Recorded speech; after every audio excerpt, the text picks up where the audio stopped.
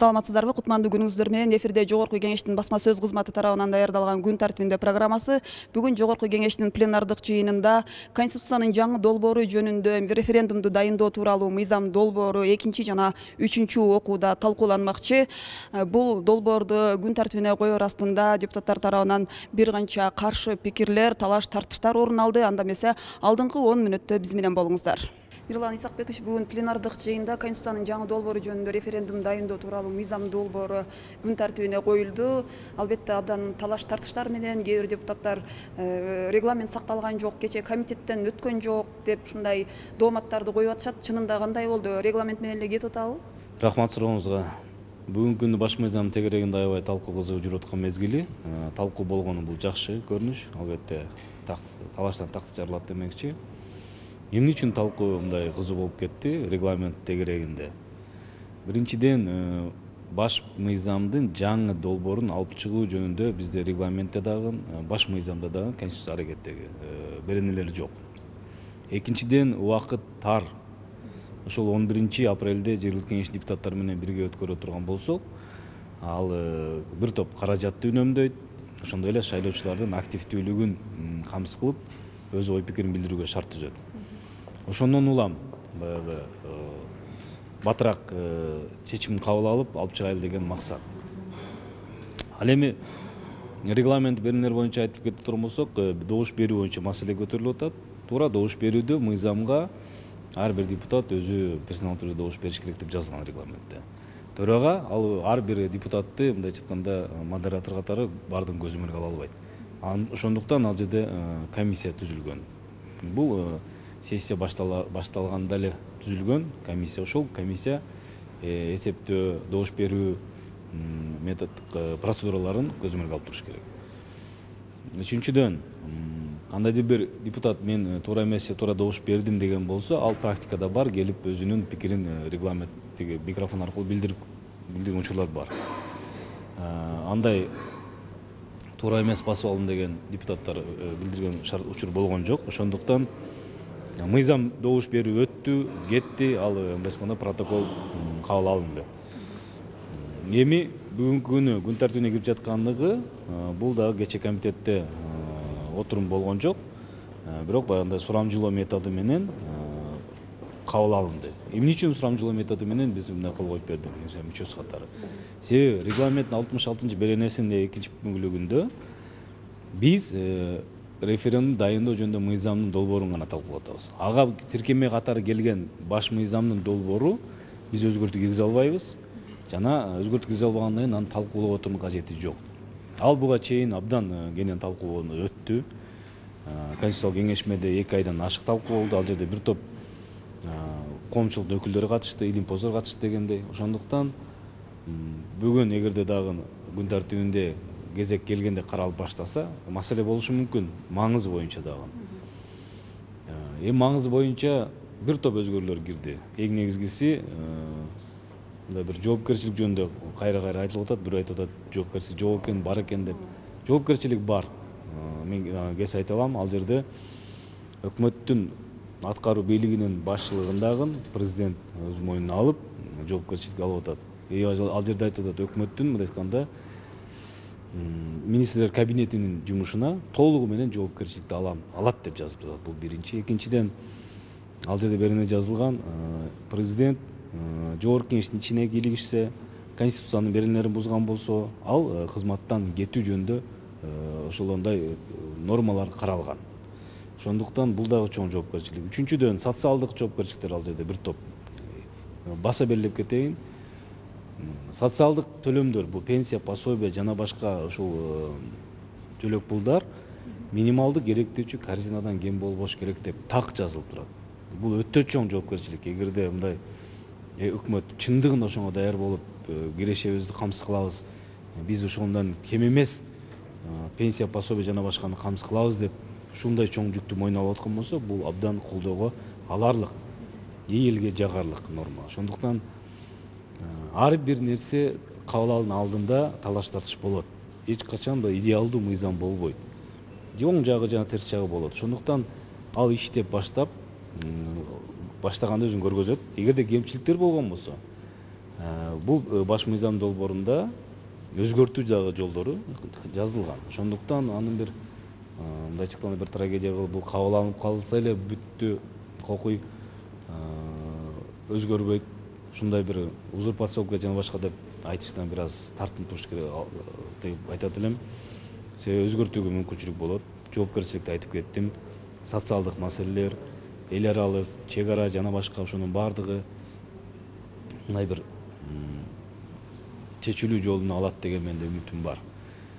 Мен дагы ушул депутаттардын бири катары, демилгеччинин бири катары, албетте ошол кечээ добуш берген эл дагы кандай бир өзгөрүүнү каалап турат. Кандайдыр бир социалдык, экономикалык, эл аралык мамиледе, чек арадагы маселелерибизде кандайдыр бир жылыштарды мындай үмүт кылып турат. Мына ушул үмүттөрдү актайт деген үмүт менен биз дагы ушу демилгечи болуп чыгып атабыз. Бүгүнкү баш мыйзам долбоорун колдоп жатам ошону. Жанар Кубановичевич, мына жаңы конституциянын долбооруна ачык карама каршылык көрсөткөн депутаттардын бири болуп атасыз. Ушул конституциянын долбоорунда сизди эмне канааттандырбай жатат? Сиздин жүрөгүңүзгө ушундай эмне мындай түпөйүл кылып аткан кайсыл жагдайлар болуп атат? Биринчиден абдан мыйзам бузуу менен кабыл алынат. Анткени мына өзүңөр билесиңер, түрмөдө жаткан депутаттарды дагы добуш берди кылып алып чыгып атышат. Бул мындай мурдагы бийликтер жасабаган дагы жоруктар жасап атышат да. Мына регламентте так жазылып турат. Мен азыр бүт мыйзам менен көрсөтүп бердим. Эмне үчүн биз кандай мыйзамдарды бузуп атабыз? Комитет кече жыйын өткөзгөн жок. Анан бул жерде мына бүт азыр министрлер кабинети дейт. Министрлер кабинетинин төрагасы дейт. Ошол өкмөт башчы болот экен. Бардык башкаруу президентке өтөт.